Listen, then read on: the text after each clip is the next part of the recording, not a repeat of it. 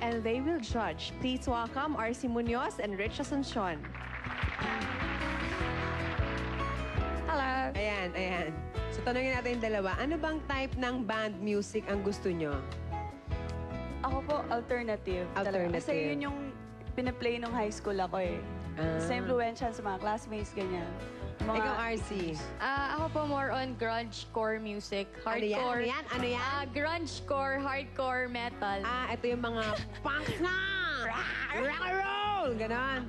Yung pag kinakanta, hindi mo naiintindihan? Puro Hindi maingay naman na. po lahat ng... Hindi naman lahat. Depende po sa mood eh. Bale, lahat naman ng music pinakikinggan ko, kahit jazz, kahit ano. Pero depende sa mood. Pero more on grunge-core talaga. Yung mga emo, ganyan, hardcore. Yeah, dude! Emo? Okay, you guys were watching while TJ and Mark were cooking. What are your expectations? Expectation na yung masarap. Kasi favorite ko po yung bagoong eh. Tsaka fish. Sana masarap. Pag hindi, lagot. Oo, dito walang maling sinasabi. Kasi lahat tama. hindi ako kumain. Hinintay ko talaga yan para hindi tayo nag-lunch, di ba? Hindi tayo nag-lunch. Hindi kami kumain. Sige. Hindi sila nag-lunch at magdi-dinner na hindi pa rin sila nakakakain. Ay, di ba? So, umpisahan me so hungry. Okay, dalawang aligaga. Umpisahan nyo dun sa binagoongan. Yan muna ang una nating husgahan. Sige, let's go. Yan ay niluto ni Mark Tupas. niluto Habang kumakanta siya ng alipin. Ay, kumakanta siya. Habang dito. Oo, sila yan. Kumanta ng Shamra.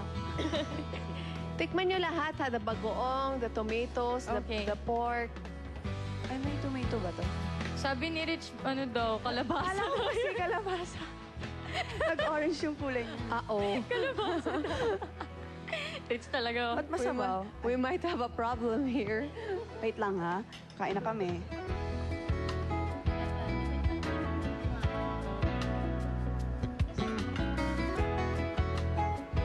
Okay, Wilmalyn, bigyan muna natin sila ng time to chew their food.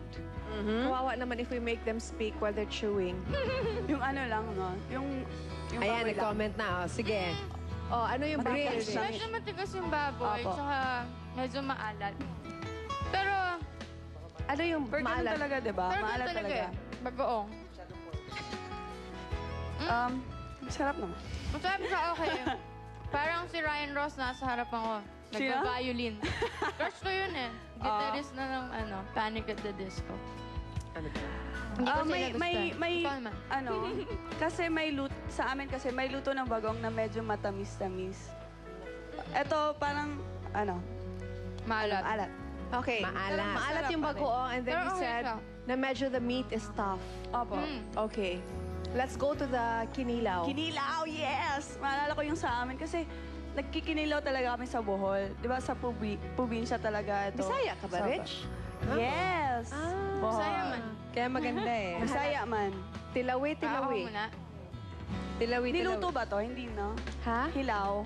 Hilaw, di ba? Oo. Gikilaw, bit. Kilaw. Sa suka lang. Kasi may kinilaw na Yung baboy. oo, yun nga yung O, baboy. tikman mo na, Rich. Huwag ka naman kumain ng hilaw na baboy, Rich. Ano po siya, vampire. Ikaw, kumakain ka ba niyan? Ito na. Ito na nga eh. First time? Ganito pala lasa ng kinilaw. Hindi ako kumakain ng kinilaw eh. Ano, gusto mo, ayaw mo? Masarap pala siya. Hinilaw, masarap talaga. Masarap. Kinilaw masarap talaga. Okay. So, Masarap pala yun. first time ni RC tumikim ng kinilaw, believe it or not. And then si Rich naman, you always take that in Ayos. Bohol. Aba. Masarap. Ay, may Masarap. drum beats pa. Narinig mo? Andun, Narinig mo? andun siya. Rich, kay Bao ka mulutog kinilaw, dili. Dilip. Dili. But, yung mama ko po, siya yung laging gumagawa ng kinilaw. Okay. Ah. So, ano yung verdict nyo? Who prepared the better dish for tonight? Ano, mag-usap muna tayo. Ako? Pareho siyang masarap eh. RC, showbiz, sige na. Pero- Kailangan yung pumili. Pero, ano ang mas gusto nyo? Ako yung kinilaw talaga. Ako yung binagoongan. Ano ba? Bakit? Bakit? Gusto ko yung binagoongan eh. Hindi ako makain ng kinilaw. Ayun na. Pero tamo kumain ako ah. Boys, ano So- masasabi nyo sa comment ng mga girls? You both won. Kasi one shows you, TJ, the other one shows you, Mark. Nice. Yun lang. Yun lang